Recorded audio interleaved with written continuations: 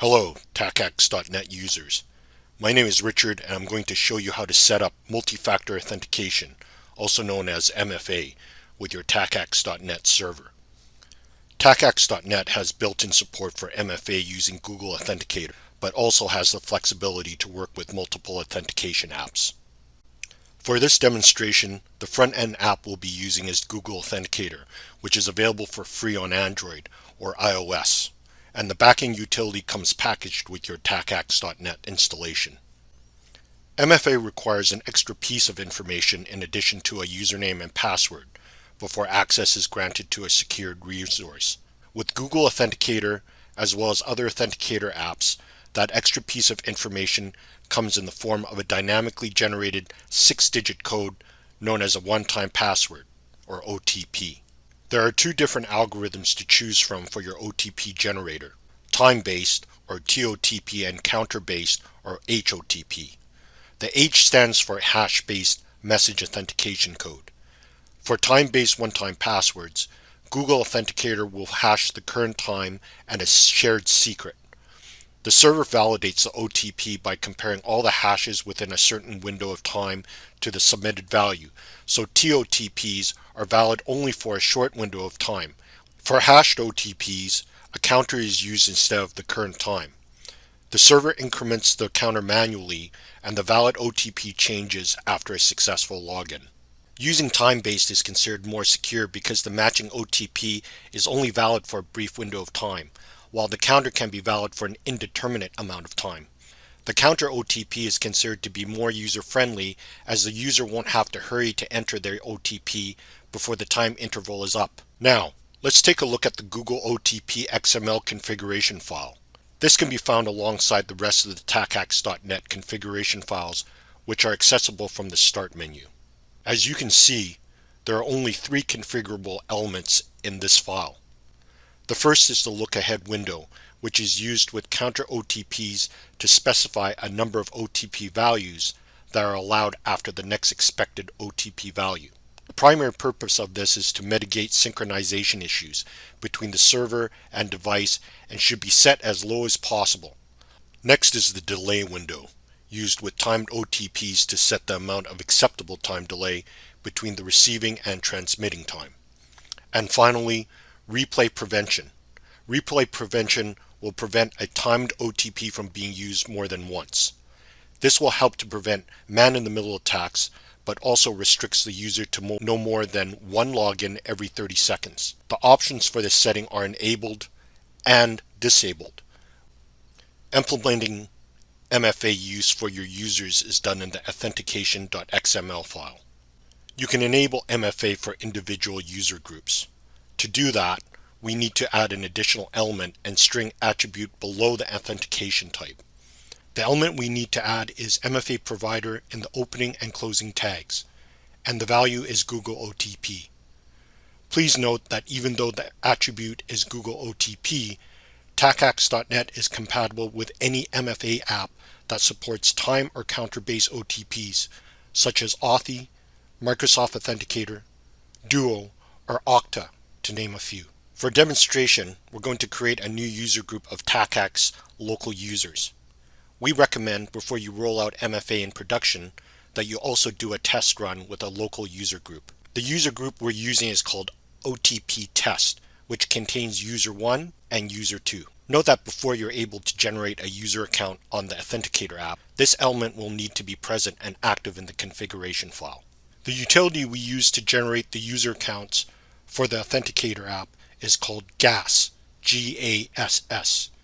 To view the available switches that can be used, you just run GASS with the question mark flag. Now, we're going to go ahead and create one user with a timed OTP and another with a counter OTP. To add a user account to the GASS database and create the profile on the Authenticator app, the command is GASS generate, and then you need to add the U flag with the username, -T for a time-based OTP, or -C for a counter OTP. Here we'll do a timed OTP, and you can also include an optional description using the D flag with -D and the description. Here I'll type for MFA tutorial. Here we get a few important pieces of information. The first is the individual profile's shared secret. This can be used by the end user to enter into the Authenticator app to create the account and by the administrator to test or troubleshoot the app. The next important piece is the URL that leads to a QR code that can be scanned using the Authenticator app. Finally, you have your emergency backup scratch codes that can be used in instances where the mobile device is unavailable to generate the OTP or for recovery. Next, we're going to add user 1 into our mobile device, and we can do that by entering the shared secret called the setup key in the app, or by scanning the QR code at the URL generated previously. We'll go ahead and add user 1 by scanning the QR code. And there it is. User 1 has been added to our Google Authenticator app. Now, I'm going to go ahead and add user 2 using gas generate-c and entering the shared secret into the Authenticator app.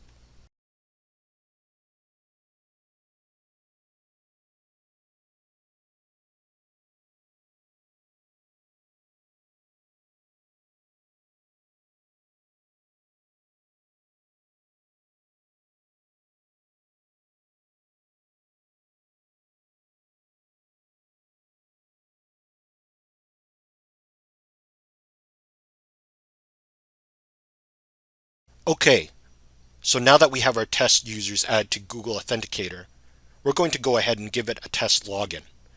Before we do that, there is one more element in the configuration files we need to have a look at. In the tacplus.xml file, there is an element called OTP separator with an asterisk as its default attribute. This is the character that we use to distinguish between the username and OTP for tacax.net to strip and process separately. Usually, an asterisk is fine, but some clients may handle different characters in an unusual way. If you run into trouble with this configuration, check the client's documentation for potential encoding conflicts. Another thing to keep in mind is that the OTP MFA method is unrelated and totally different than if you are using an app that sends push notifications or SMS messages as the second factor. Push or SMS notifications are not supported by Google Authenticator. Alright? Great.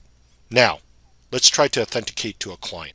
To test authentication, I'm using our built-in TAC test client that can be run from the command prompt. For more information about TAC test and how to use it, check out our tutorial linked in the description. First, a test without MFA active in the configuration.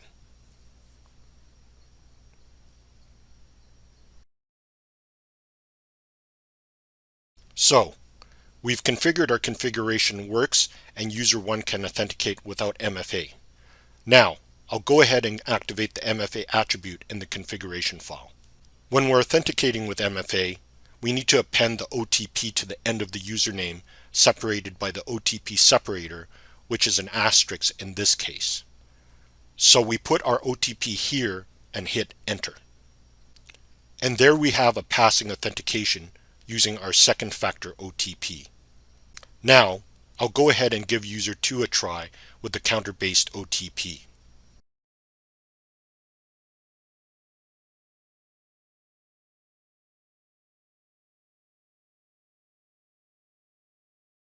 And there we have user 2 passing authentication as well. So far, we've seen MFA set up and used with local TACAX users only, but you can also set up MFA for use with other authentication types. We're now going to set up MFA for a user group that has Active Directory as the backend user database. To enable MFA for Windows Active Directory, we just repeat the same steps as before. Then, we generate a user account using GASS, scan it into our Authenticator app, and test the user authentication with TAC test. So that's all there is to it to add an extra layer of security to your tacax.net logins. The last few things I want to point out before we go are a couple of administrative tools for the GAS utility. If you type in GAS show and hit enter, you get a list of all of your registered user accounts along with their shared secret, creation date, and number of clients it's being used on. And if you want to check the validity of a user account, you can enter GAS, verify, along with the shared secret or the current OTP. And finally, to remove MFA user accounts, you can enter GAS, kill, and the shared secret for an individual or kill asterisk to wipe them all. And that's it for the MFA configuration. I hope you enjoyed this video. Thank you for watching.